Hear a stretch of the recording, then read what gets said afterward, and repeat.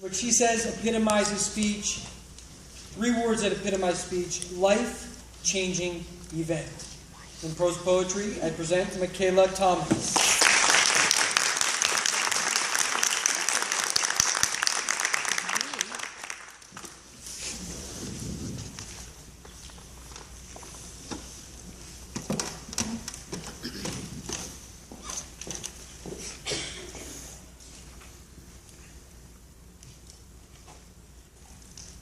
My mama had a dancing heart, and she shared that heart with me.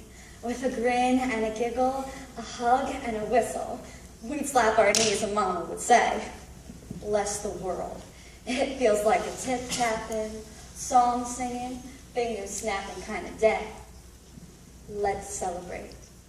And so we did. Best-selling author Gary Zukov once said, "The coming and going of the seasons give us more than springtimes, summers, autumns, and winters. It reflects the coming and going of the circumstances of our lives. And our lives are often filled with struggle." All Gone, a memoir of my mother's dementia, with refreshments, by Alex Wichel and poetry by Libba Moore Gray. My mother was beautiful in a way I will never be. Hair blonde and teased, broad cheekbones and wide-set brown eyes that balanced her jaw. She was meticulous in the way that she dressed, and the look. To be on the receiving end of the look was worse than the actual punishment. The moments, awkward and fleeting, started casually enough. Little tickles of annoyance more than alarm. She didn't seem quite right. She kept telling me that she was tired. When a warm spring rain would come pinging on the window pane, we'd kick off our shoes and out into the rain we'd go. We'd dance a frog hopping, leaf-growing, flower-opening Hello Spring ballet. High-stepping and splashing, the rain running down our faces. And afterward, we'd read rain poems and drink sassafras tea with lemon curls floating. As a birthday present to me, I asked Mama to write down 20 of the recipes. And I kept telling myself I would try the recipes and they would be just as I remembered. I never got past the meatloaf. A cat skin showed many strokes. Loss of executive function. All I wanted was magic. That perfect recipe to make Mom better and feel herself again. The meatloaf fooled me. I should have known that it would. That's what a meatloaf is meant to do.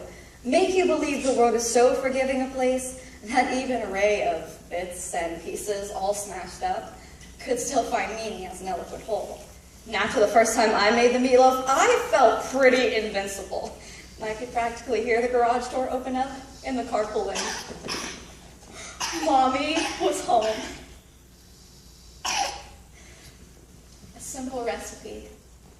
3 pounds of chopped meat could erase the years. Play with time. The meatloaf was a magic charm. Until it wasn't. As her mother's illness progressed, Alex reminisced about the good times and those moments with her mom that she missed dearly. And in the summer, when the waves would come splashing on the shore, out we go into the red-orange morning with kites and balloons tied to our wrists. We do a seabird flapping, dolphin arching Hello Summer ballet. And afterward, we'd seashell pile the windowsill and drink lemonade cold. I took Mom for shopping and lunch, another remnant of the old days, and one she seemed to remember. We wandered through the store looking at pocketbooks. I told Mom I had the same one for about a dozen years. She said, "You always did have trouble buying bags." as if we had talked about it yesterday. I looked at her. That same clouded expression, with that same uncertain gait. But that comment came from some part of her brain that was still alive, and she was right. I've had trouble buying bags. Once home, we made some tea and sat at the dining room table. Mom and I talked some more until she blurted out, "Don't finish your tea." "Why?" I'd ask. "Because when you finish it, you'll leave." September came, and I had been especially worried about my mom. When I got to the apartment, she was dazed, scared, and crying, and was wearing her winter coat buttoned up to her jaw. I helped her remove her coat. She said she didn't know why she was wearing it. And I walked into the kitchen. A package of frozen chicken sat on the counter, and next to it laid a note. "Can't make dinner. Please help me." And when the cool autumn winds would come puffing through the clouds, and the hold-on tight leaves would finally let go and flutter to the ground, out we go into the eye-blinking blue air, with Mama leading, and a leaf-kicking, leg-lifting, hand-clapping, hello, autumn ballet. And afterward, we'd wax paper press leaves, red and gold, and drink hot tea spiced. I went into the bathroom and tried not to cry, without success. When I came out, she saw that I was crying and joined right in. We stood in the hallway with our arms wrapped around each other and saw big, racking, awful sobs of surrender. Mom grew calmer, but I didn't. I was told by her doctor that it was called ambiguous loss. Gone, but not gone. She's your mother, but not the mother you knew. If she had died, it would have been easier to grieve the loss, but you know, it's so hard to do that when she's sitting right in front of you. The person is no longer the person you knew. But she was. At least sometimes. But to be honest, that started occurring less and less. I kept asking what I could do to help her and what I could do to make her happier, but she just looked at me pityingly every time and said, "There's nothing you can do, because it's not up to you. You're here now, and that's enough." And when the winter snows came softly down, out we go into a body flat, arms moving up and down. Snow angel, hello winter ballet. Our conversations were becoming shorter and shorter. She couldn't hold her train of thought long enough to even follow through.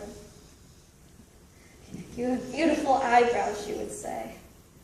And sometimes she would compliment my teeth or call me pussycat, as she always had.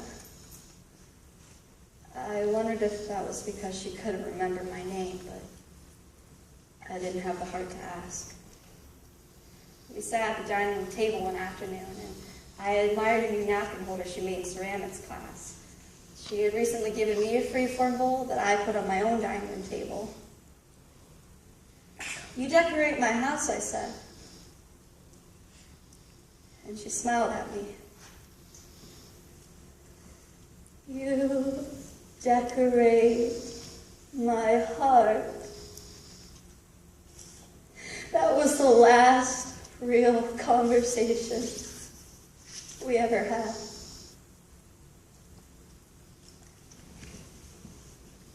And now, after listening to the violins, onto the stage I go, air daring, leap flying, wing soaring, letting the spring rain, summer waves, autumn leaves, winter snow carry me along until the music slows and I feather float down to the ground.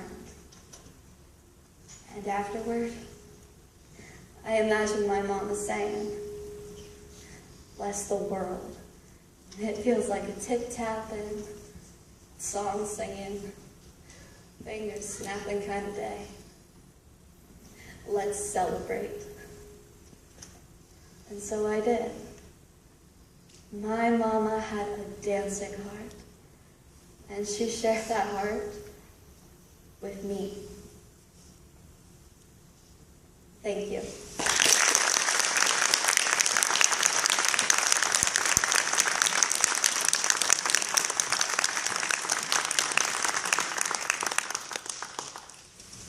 Three words or less, what does speech epitomize?